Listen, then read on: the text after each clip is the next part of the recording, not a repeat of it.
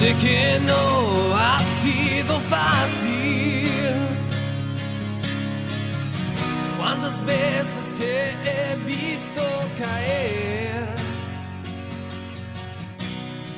Más en las lluvias o tormentas. Así que yo dije, bueno, donde fueres, lo que vieres. Así que va por ahí, pero si me da calor, me voy a sacar Hermanos queridos, quiero invitarlos a abrir sus Biblias en el Evangelio de Juan, en el capítulo 20.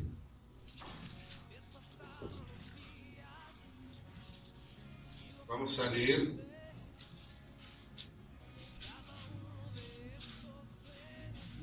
desde el versículo 19 en adelante hasta el final del capítulo 20. Juan 20, desde el versículo 19. ¿Estamos? La palabra de nuestro Señor dice: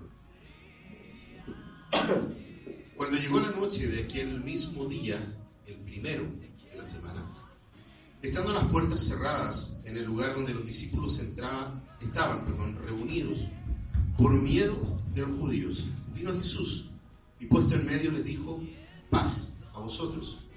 Y cuando les hubo dicho esto, les mostró las manos y el costado. Y los discípulos se regocijaron viendo al Señor. Entonces Jesús les dijo otra vez: paz a vosotros. Como me envió el Padre, así también yo los envío. Y habiendo dicho esto, sopló y les dijo: recibid el Espíritu Santo. A quienes remitiereis los pecados, les son remitidos, y a quienes se los retuviereis, les son retenidos. Pero Tomás, uno de los 12, llamado Dídimo, no estaba con ellos cuando Jesús vino. Le dijeron pues los otros discípulos: al Señor hemos visto. Él les dijo: si no viere en sus manos la señal de los clavos, y metiere mi dedo en el lugar de los clavos, y metiere mi mano en su costado, no creeré. 8 días después estaban otra vez sus discípulos dentro, y con ellos Tomás. Llegó Jesús, estando las puertas cerradas, y se puso en medio y les dijo: paz a vosotros. Luego dijo a Tomás: pon aquí tu dedo y mira mis manos, y acerca tu mano y métela en mi costado, y no seas incrédulo, sino creyente. Entonces Tomás respondió y le dijo: Señor mío y Dios mío.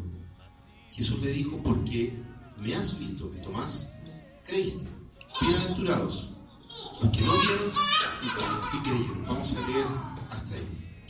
Los invito a poder orar. Padre Celestial, damos gracias a ti por tu palabra. Damos gracias a ti porque eres tú quien nos reúne, que nos convoca y nos invita cada domingo. Amén. A dejar de lado nuestro afán para poder encontrarnos contigo. Gracias, Señor, porque mueves todas las cosas y nos permites estar en este lugar. Ahora rogamos, Señor, que tu Santo Espíritu, que inspiró este texto, sea trayendo luz a nuestro corazón y mente, para que sea vivo y eficaz en nuestra vida hoy día. Oramos, Dios, en los méritos de nuestro Salvador Jesucristo. Amén. Amén. El Evangelio de Juan es un libro bastante enigmático. Si bien es cierto, está dentro de los 4 evangelios y nos relata la historia de nuestro Señor Jesucristo, el Evangelio de Juan es el único no considerado como los evangelios sinópticos, que es un nombre que inventan los teólogos para poder entender el proceso en el cual fue escrita la historia y de una u otra forma la biografía de Jesús. Los evangelios sí, son una biografía, ¿ya? Y son reconocidas como biografía distinta a la biografía que nosotros conocemos, ¿ya? Nosotros vemos una biografía hoy y nos cuentan dónde nació, quiénes fueron sus padres, luego nos cuentan qué hizo durante era niño, dónde estudió, luego cómo fueron forjándose ciertas características que llevaron al personaje a ser quien es y a reconocerlo como tal. En la literatura antigua, sobre todo en la literatura hebrea antigua, las las biografías se concentraban en los hechos absolutamente relevantes en la vida de la persona. Y cuanto aún más, si nosotros vemos, por ejemplo, el Evangelio de Marcos, que es un evangelio cortito, ¿ya? Y da la impresión de que Jesús está corriendo todo el evangelio. ¿Ya? ¿Por qué? Porque se levanta, sale, vuelve, entra a una ciudad, sale a otra, viaja a un lugar, vuelve a otro lugar, y está todo el momento así. Eso es porque el Evangelio de Marcos en particular es considerado como el Evangelio de la urgencia.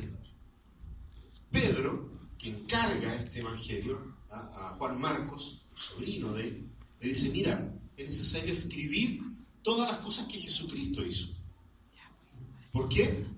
Porque nosotros vamos a necesitar comenzar a movernos de este lugar, que nos van a comenzar a perseguir. Pero tenemos que dejar testimonio. En esos tiempos tener papel era carísimo. Entonces escribir un relato tenía que ser lo más sintético posible, reducido. Eso es lo que ocurre en Marcos. Pero en Juan nosotros vemos algo distinto. Vemos como que cada historia se alarga y nos cuenta detalles, ¿eh?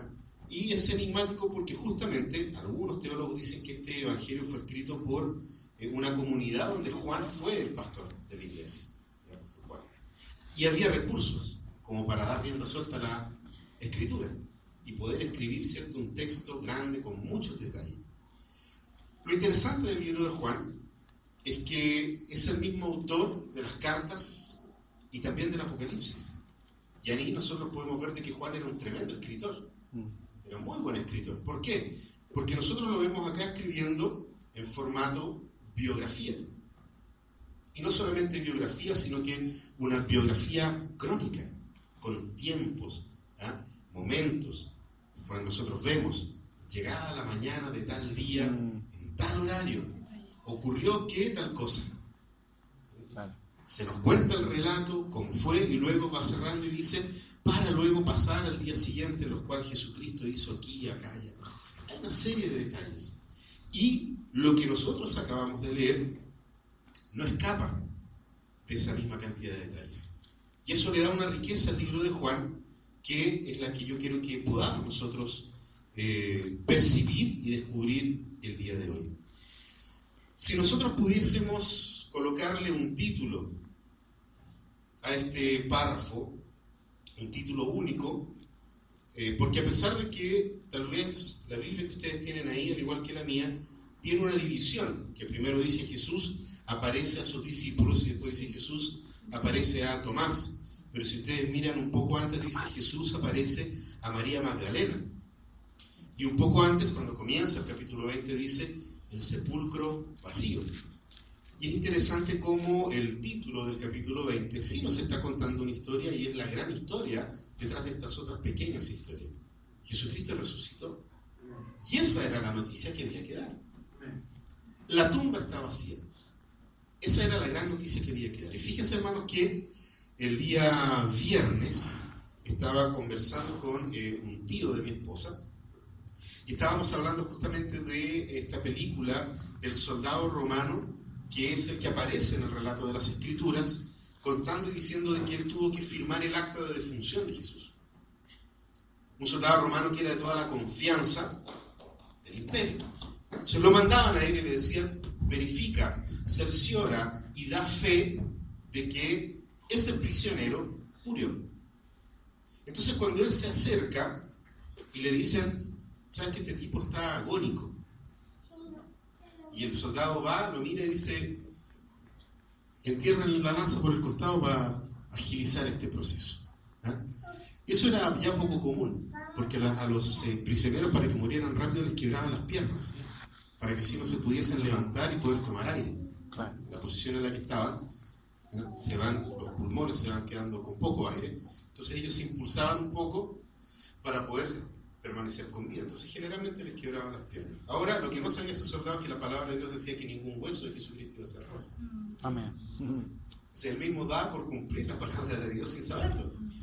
¡Pum! La ensartan, sale cierto agua, bilis, se termina de sangrar nuestro Señor, y cuando da la orden de que quiebrenle las piernas, este soldado dice, esperen, ya murió. Expiró. Entonces van, lo descuelgan. Bueno, la escena, los invito a buscar la película, está muy buena. En la escena no lo descuelgan delicadamente, botan la cruz, por tierra, y queda el cuerpo tirado, le sacan los clavos y lo entregan a la familia. Y ahí viene él, entonces lo mira y dice, sí, este compadre se murió, está muerto. Ese documento llegaba a las autoridades y las autoridades registraban de que la condena había sido cumplida. El asunto es lo que sucede 3 días después. Y el relato que nos cuenta Juan. La palabra del Señor nos dice que al tercer día van las mujeres ¿a qué? A preparar el cuerpo de Jesús para su muerte, para poder dejarlo sepultado. ¿Cierto? Los envolvían en estas telas. A Jesucristo solamente le pusieron la tela necesaria para poder dejarlo en la tumba, según decía la ley de nuestro Señor, la ley en el Antiguo Testamento. Pero querían hacer todo el rito. Dijeron, vamos entonces al tercer día, cuando se levante el día de reposo, entonces llegamos hasta allá y hacemos todo este ritual. Y, sorpresa, como dice ahí, el sepulcro estaba vacío. El sepulcro estaba vacío. Hermanos, cuando nosotros vemos este relato, nos damos cuenta de que Jesucristo está inspirando por medio del Espíritu Santo a que nosotros podamos creer en los hechos de que aquí se relatan. Si se fijan ustedes, en el versículo 30, dice, Jesús hizo muchas otras señales milagrosas en presencia de sus discípulos, las cuales no están registradas en este libro, pero estas se han escrito para que ustedes crean. Fíjense en la intención del Evangelio de Juan. Estas cosas están aquí contadas ¿para qué? Para que crean. ¿Y qué es lo que nosotros vemos en el relato que leímos recién? Alguien que no creyó. ¿No les parece extraño eso? Hermanos, es muy interesante esto. ¿Por qué? Porque primero dice el relato que Jesús se aparece a María Magdalena, una mujer, primero, dentro del ambiente, dentro de la Palestina del siglo I, la credibilidad de la mujer era nula. Lo que dijera la mujer no importaba. No tenía derecho a opinar. Jesús se aparece primero a alguien que no tiene derecho a opinión. Jesús fue el primero que dijo ni una menos. Dignidad para la mujer ahora. Y lo hizo de esta forma, apareciendo resucitado, la promesa esperada del Mesías, frente a una persona que no tenía derecho a opinar. Amén. Redimiendo la historia, no solo de María Magdalena, sino que la historia de las mujeres, y por medio de ella, de la humanidad. Amén. Porque se estaba manifestando que Cristo había resucitado. Y luego entonces aparece ¿a quién? A sus discípulos. Un grupo de traidores. Un grupo de traidores nefastos que arrancaron ante la primera sensación de peligro para ellos. Como decimos acá, unos gallinas. Tuvieron miedo y salieron corriendo. Fíjense entonces la calaña de gente a la que Jesús aparece primero. Calaña para esa cultura, en ese momento. Una mujer, ¿qué importa lo que digan? A los discípulos, los mismos que lo traicionaron, ¿qué importa lo que digan? Y más encima después se le aparece ¿a quién? A uno que no creía. ¿Podrá alguna ideología hoy surgir y fortalecerse con esta clase de gente? No. Con este testimonio que vemos acá. Imagínense, hermanos, si nosotros lleváramos a serio cuando nos dice cuide su testimonio, hermano. Estaríamos fritos con este relato, solo con esto de acá. Pero cómo es glorioso nuestro Señor que por medio del poder del Espíritu Santo permite que el Evangelio haya sido diseminado y recorrido el mundo entero. De otra forma, nosotros no podríamos estar aquí en este lugar adorando a nuestro Señor. Amén. Pero la verdad y la potencia del Evangelio es mayor a cualquier tipo de ideología, es mayor a cualquier tipo de gobierno, es mayor a cualquier tipo de dictador, es mayor a cualquier tipo de pensamiento humano, es mayor a cualquier tipo de cosa. Amén. Ese es el Evangelio de nuestro Señor Jesucristo. Y a eso Él nos llamó a creer. Pero, hermanos, yo quería decirte 3 cosas de este texto. Y la primera de ellas es que todos podemos dejar de creer. Y en más de alguna oportunidad tú has dejado de creer. Y en más de alguna oportunidad yo he faltado a mi fe. Yo he dejado Amén. de creer. Y si tú eres como yo, te ha pasado exactamente lo mismo. No solamente una, ni 2. Pueden ser 3, Amén. 4 o 5. En la pura mañana. Y en la tarde otros 5. Tomás era uno de los 12. Estuvo con Jesús. Caminó con Él. Por las circunstancias de la vida, había dejado de creer. No sé por qué. Miedo, puede ser. Fracaso. Orfandad. Sentirse solo. Murió el maestro. ¿Y ahora qué hacemos? ¿Por qué no segregación? Al reconocer a Jesucristo como Señor, ellos eran segregados inmediatamente de la sociedad. Pasaban a ser parias de la sociedad. Anarquistas. De hecho, los primeros cristianos les decían los ateos. No tienen Dios. Cuando sentimos miedo o temor por fracasar, angustia, por sufrir segregación, cuando nosotros estamos en ese punto, lo único que estamos manifestando es la idolatría a cosas que solamente Jesús nos puede dar. Porque ¿por qué tenemos miedo? ¿Miedo de qué? Cuando nos sentimos segregados ¿por qué? ¿Por nuestra situación financiera? ¿Por el lugar en donde nacimos? No nacimos en Las Condes, sino que nacimos en San Bernardo, nacimos en La Pintana, nacimos en Santiago Centro, nacimos en Pudahuel, porque nacimos en Haití. Claro. Nos sentimos segregados, y cuando nos sentimos segregados al punto de cerrarnos, estamos idolatrando nuestra propia condición. Y Jesucristo, ¿qué es lo que viene a hacer acá? Viene a romper. Tú ya no eres San Bernardino, ya no eres maipucino, ya no eres haitiano, eres ciudadano del reino de los cielos. Amén. Eso es lo que Jesucristo le está queriendo comenzar a decir a Tomás.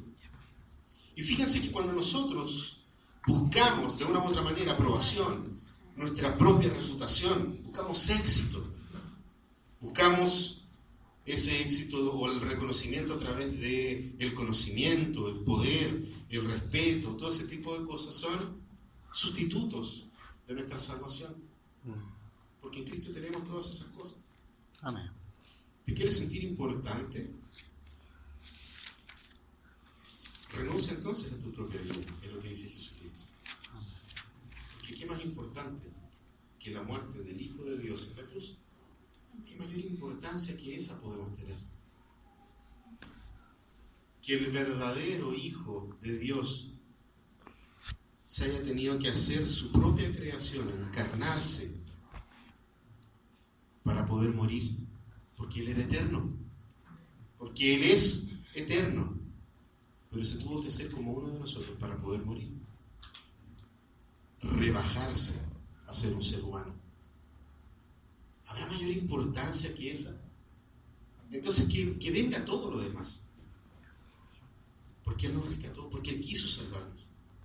¿Saben, hermanos, que cuando nosotros estamos como en el caso de Tomás, la Biblia no nos cuenta por qué motivo Tomás no estaba, pero no sé si se fijaron en ese detalle. El relato es muy interesante porque primero dice que Tomás no estaba con ellos. Dice que llegó Jesús, estaban ahí, si eran 12 y había uno que quedaban 11. Y si sacamos a Tomás, había 10. Eran 10 los que estaban reunidos. ¿Y estaban reunidos cómo? Encerrados, puertas cerradas, lo más silencioso posible, que no sepan que estamos acá, porque nos van a venir a matar. Y la Biblia dice que Jesús apareció en medio sin abrir las puertas. Pero no era un fantasma, porque les dice, aquí estoy. Y el relato nos dice de que después cuando se aparece, cuando ellos le dicen a Tomás, vimos al Señor, resucitó. Y Tomás, ¿qué les dice? ¿Qué? No les creo. No les puedo creer. No, eso es mentira. No, ustedes están mintiendo, eso es imposible. El maestro murió. Asuman de una vez por todas que murió. Asuman que nos quedamos solos. Asuman de que no tenemos un Mesías. Métase en la cabeza de que no tenemos un Redentor. Metan en su corazón de que la salvación no llegó. Porque mientras yo no pueda meter mi dedo en sus llagas, ni mi mano en su costado, yo no les voy a creer. Ustedes me están mintiendo. Ustedes son un grupo de gente que lo único que está haciendo es intentando mostrarme algo que no es real, algo que no existe, algo incorpóreo que no lo puedo tocar. Y si no lo puedo comprobar con mis propias manos, es mentira. Qué interesante, porque lo que Jesús había hecho, fíjense lo que les dice, la paz de Dios para ustedes. ¿Y cuántas veces se lo dice a los discípulos? Se lo dice 2 veces. Fíjense el relato, el versículo 19, la paz sea con ustedes. Dicho esto, dice, les mostró las manos y el costado. Ahí hay un ser corpóreo. La paz con ustedes. Miren, cabros, pum, y les muestra el costado. Aquí estoy. Miren acá las manos, ¿sí? Miren los pies. Soy yo. Y dice el relato, en el versículo 20, que ellos se quedaron felices al ver a Jesús. Y Jesús nuevamente les vuelve a repetir, la paz sea con ustedes. Y hay unas palabras maravillosas, como el Padre me envió, así también los envío yo a ustedes. Pero fíjense que les dice 2 veces la paz de Dios. Shalom es la palabra. Shalom. ¿Y qué significa shalom? La paz de Dios, sí, pero ¿qué tipo de paz? Shalom era decirle a alguien, ya no hay condenación. ¿Y a quiénes le estaba diciendo ya no hay condenación? A los traicioneros, a los miedosos, No de poca fe. a los imperfectos. A ellos les dijo, ¿saben qué? No importa lo que me hayan hecho. Pedro, no importa que me hayan negado. No hay problema. Después vamos a conversar. Pero hay una verdad absoluta. Morí por ustedes y ya está todo arreglado. Aleluya. Ya está todo en paz. Ya no tienen deuda con Dios. Ya pagué la deuda por ustedes. Siéntanse felices. Y ahí entonces dice de que Él sopla, ¿cierto? Sobre ellos el Espíritu Santo. Aquí hay una serie de interpretaciones. Una serie de interpretaciones. Porque cómo llega el Espíritu Santo aquí antes de Pentecostés, es todo un enredo. Yo prefiero quedarme con que si yo leo a Juan en todo, o sea, solo en el Evangelio, claro, es difícil de entender. Yo leo a Juan aquí, lo leo en las cartas de Juan y lo leo en el Apocalipsis. Es interesante cómo Juan se refiere como Espíritu, o Espíritu Santo, a la palabra. Para él son casi sinónimos, palabra de Dios y Espíritu Santo. Amén. Porque dice acá que les abrió el entendimiento. ¿Y cómo entiendo yo? ¿Cómo viene la fe? Por el oír. ¿Y el oír qué? La palabra de Dios. Tiene harto sentido, me gusta quedarme con esa postura, de que lo que hace Jesús es soplarles toda la teología. Así como Matrix, que lo enchufaban acá y descargaban todo lo que tenían que saber. Porque justamente Juan, que más adelante dice que la gente escuchaba a los discípulos y se asombraban de decir, ¿cómo esta gente que eran pescadores, que eran unos mercenarios, cómo es posible que estas personas sepan tanto y más de la palabra que los propios rabinos? Jesús sopló en ellos todo el conocimiento, los empoderó, porque la palabra es poder y el Espíritu es poder. Y ahí entonces luego nos dice que Tomás estaba después con ellos, en otra oportunidad, 8 días después. Había pasado una semana. Imagínense lo que fue para Tomás estar con 10 de sus amigos, que entre ellos lo único que hablaban era de Jesús resucitado. Tomás tiene que haber estado chato. Ya empezaron con la cuestión. No, ya empezaron de nuevo. Imagínense, se juntaban a cenar en la noche. Vamos a orar, ¿por qué? Para que el Señor pueda estar. Ya empezaron con el Señor. Si el Señor ya se murió. Pero Tomás, tuviste que la tumba está vacía. ¿Y si es una conspiración esta cuestión? ¿Y si lo sacaron los mismos romanos para poder generar que se distraiga a la gente, a la sociedad en otras cosas menos importantes, como un grupo de gente que cree que resucitó a alguien, cuando los problemas de fondo están dentro del gobierno? Probablemente en el Mercurio de Jerusalén, lo único que decía es que habían visto a Jesús, y había gente que decía haber visto a Jesús para poder tapar el tremendo problema financiero que tenía el imperio. Cosas que hoy día no pasan. Ocurren esas cosas. Pero hay algo que es fundamental aquí, y es lo segundo que te quería decir. Lo primero es que todos podemos, cada uno de nosotros tiene la posibilidad de dejar de creer. Eso era lo primero, como le pasó a Tomás. Cuando tú te sientas así, no sientas que estás lejos del Señor. Probablemente estás más cerca de lo que crees. Porque el Señor no está buscando gente que simplemente se trague esto como una cosa absoluta y que no lo cuestiona, no me digas nada porque no quiero cuestionar. No, al contrario. Pon a prueba tu fe. Pero para eso, estudia la palabra. Tiene sentido también con lo que Jesús hace. Sí, vengan todos, pero lo más importante es que yo estoy aquí en carne y hueso frente a ustedes. Lo más importante es lo que yo les voy a dar y la misión que les voy a dar. Así como el Padre me envió, yo también los envío a ustedes. Vamos un poquito hacia atrás. ¿A qué lo envió Dios a Jesús? A dar libertad a los cautivos, a dar vista a los ciegos, a predicar el año agradable del Señor. Entonces ahora yo traigo esas cosas para acá. Lo que dijo Juan el Bautista de Jesús, lo traigo para acá. Lo que dijo Jesús de sí mismo, se cumple en mí esta palabra.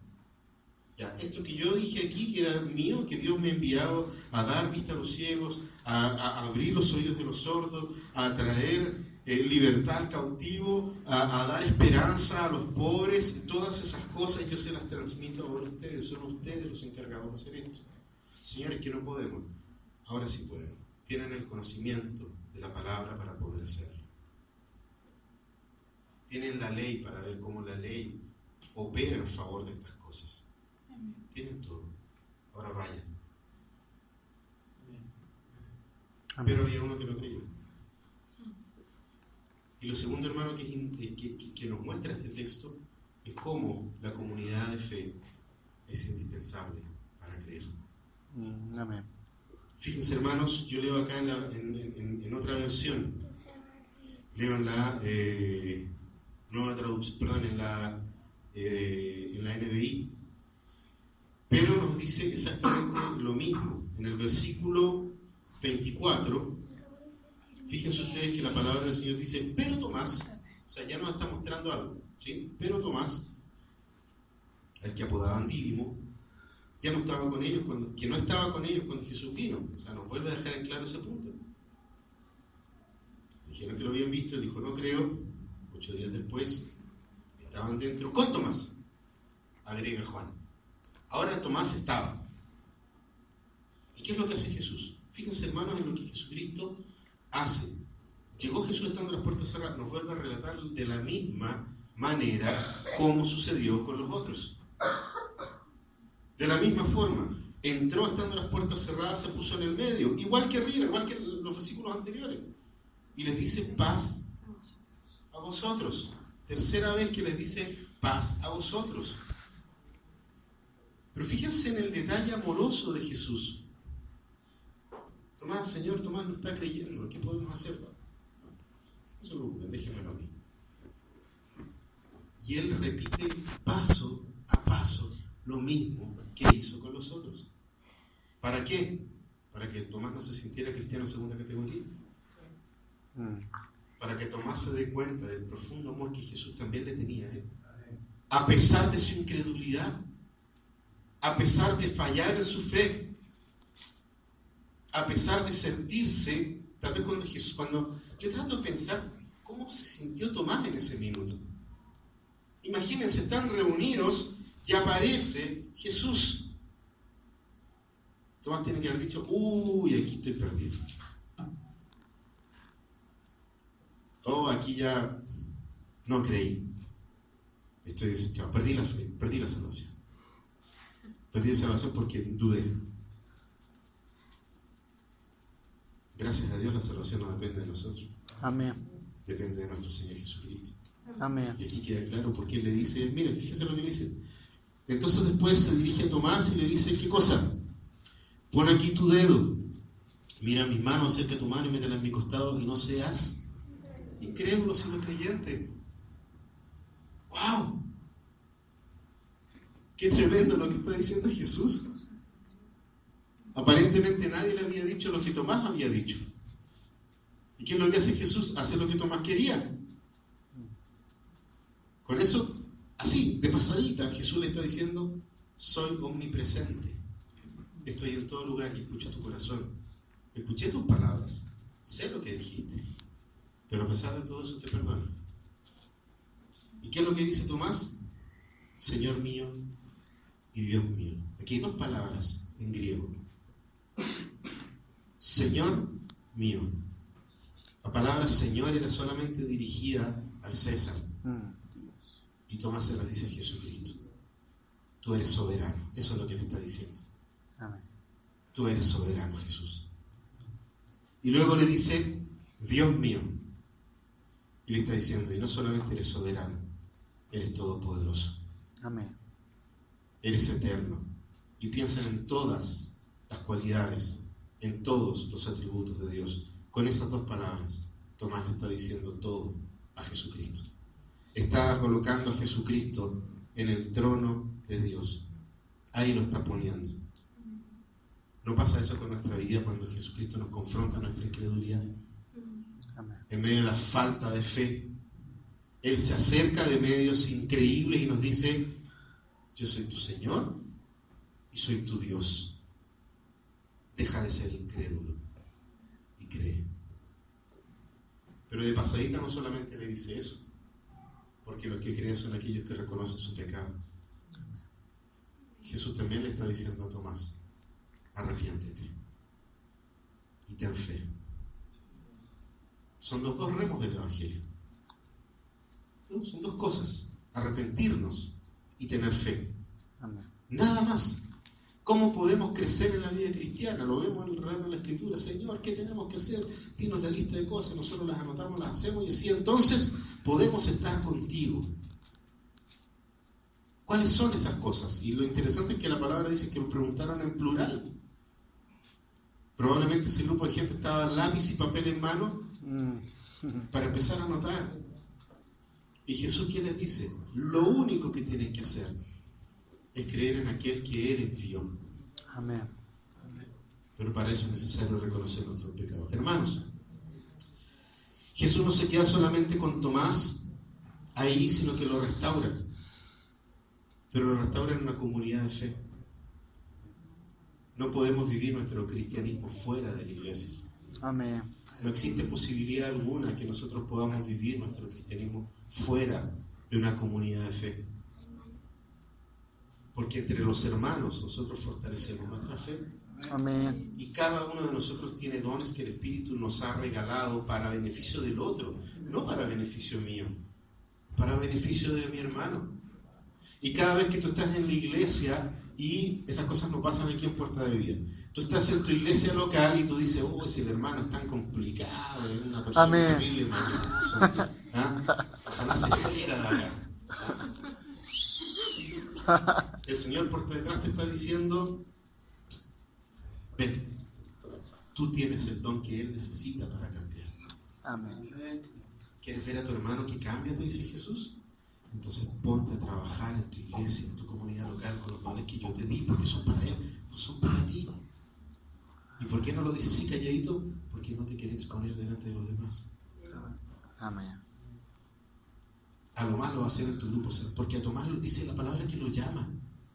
No le dice, oye, incrédulo, ven para acá. Ah, ven aquí. Tú que no crees, ven acá, mira, toca. Ah, aquí estoy. No, Jesucristo, ¿qué es lo que hace? Lo llama. Tomás. Viejo, tú querías tocar mis manos, tocar eso. Ahí está. Lo interesante es que la Biblia no nos dice si efectivamente tocó, no nos dice si efectivamente metió la mano. Yo creo que este tipo tenía que estar muerto de miedo, de nuevo. Jesús resucitó. Pero lo hizo dentro de la comunidad de fe. Lo restauró en ese lugar, porque es indispensable para nuestro crecimiento. Y lo último que yo quiero, hermanos, hoy día contarles de este texto, que cada vez que lo vuelvo a leer y lo vuelvo a estudiar, cada vez descubro más cosas. Lo tercero es cómo Dios toma la iniciativa. Es cómo Dios da los primeros pasos. Amén. Es poder ver cómo Jesús llamó a Tomás a arrepentirse y a creer. Porque Cristo nos está invitando constantemente a arrepentirnos y a creer. Para Tomás fue difícil creer que Jesús había resucitado. Probablemente tú no has tenido la experiencia, y de hecho no tuvimos la experiencia que tuvo Tomás. Porque nosotros somos de ese grupo que dice más adelante, bienaventurados los que sin ver han creído. Ahí estás tú y yo. Ahí estamos nosotros. Probablemente para Tomás era difícil creer que un muerto pudiera resucitar. ¿Para qué venimos con cosas nosotros también? Porque nunca hemos visto uno. Entonces tampoco estamos muy lejos de lo que le pasaba a Tomás. Sí, decimos, no, si Jesucristo resucitó y lo creemos por fe, amén. Pero a la hora que alguien te dice, loco, ¿sabes que en la esquina resucitó una persona? Mentira esa bola. Y es raro que nosotros debiésemos ser los primeros en creer, ¿no? Si creemos que Jesús resucitó entre los muertos. Me puede dar vida, claro. Pero si nos dijesen eso, yo les aseguro, ninguno de nosotros creería. Iríamos por el morbo, así, vamos a ver si yo vamos a ver el muerto y resucitado, vamos a decir. No estaba muerto. Andaba de parranda. No, estos son amigos, estos tipos se conocen de antes. No sé, ¿ya cuánto te pagó? Ya, dale. Tenía catalepsia, ¿no? El tipo tenía catalepsia y nos cuesta entender eso. Y eso puede ser nuestra situación hoy día. Tal vez es difícil creer que Jesús ha cumplido su palabra y no nos ha abandonado cuando nos hemos sentido abandonados. Martín Lutero, el reformador del siglo XVI, vamos a celebrar ahora en octubre 500 años desde que este tipo hizo un acto de fe. Amén. Como dirían, un acto profético.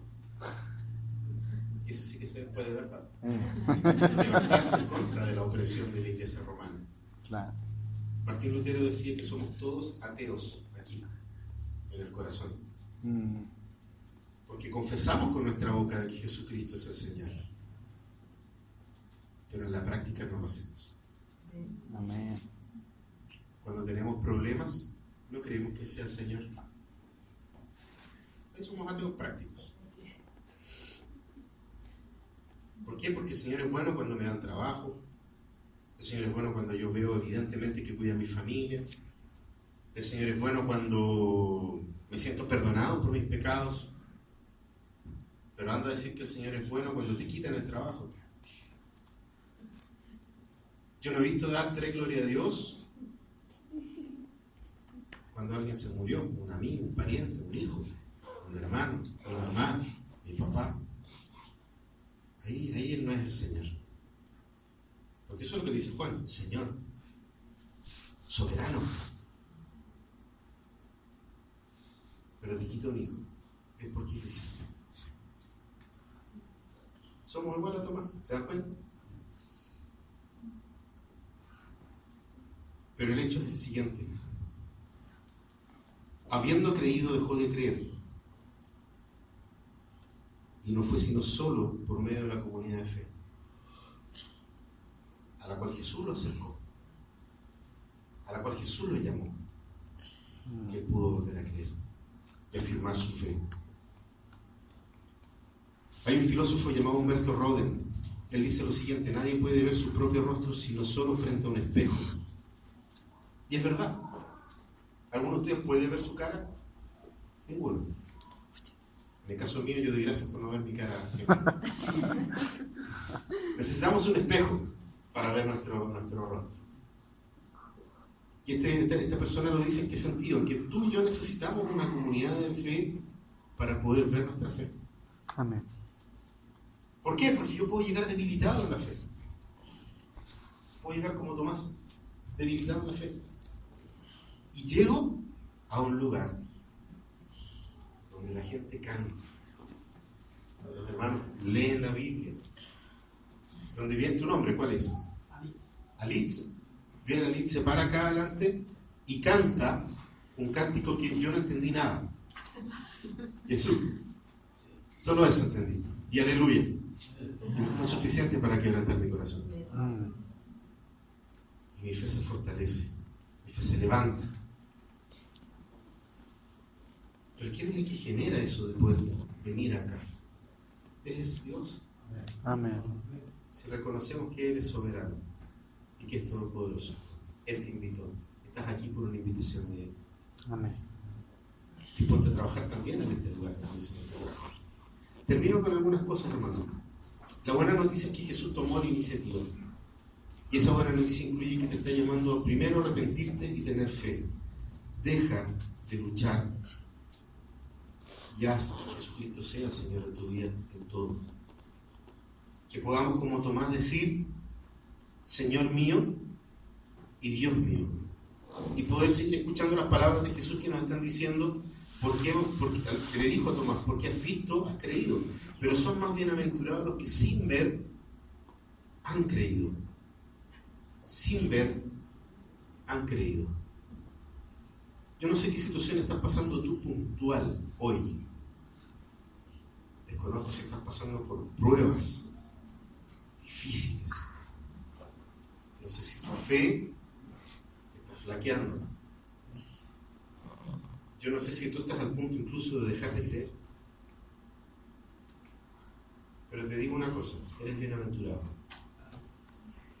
Porque en algún momento de tu vida creíste sin ver. Y no esperes necesariamente el milagro de Dios en aquello que estás esperando. No podemos esperar que Dios sane para poder creer en Él. No podemos esperar que Dios solucione nuestros problemas financieros para creer en Él. Porque estamos siendo como Tomás. Déjenme ver primero, después yo creo. La invitación es una vez más a volver a la verdad del Evangelio. Que el milagro más grande es poder reconocer nuestro pecado, arrepentirnos de él y creer de que Jesús es suficiente en todas las áreas. Amén. Amén. Que el Señor les fortalezca, que el Señor les levante cada vez que su fe ha decaído, que el Señor permita que frente a la dificultad puedan ustedes glorificar y decir: Él es el Señor. Amén. Soy feliz en medio de lo que no tengo, soy feliz en medio de lo que me falta, soy feliz cuando el Señor me quita, porque Él es el soberano, porque Él es el Rey de Reyes y el Señor de Señores. Iglesia, que el Señor les bendiga. Oremos.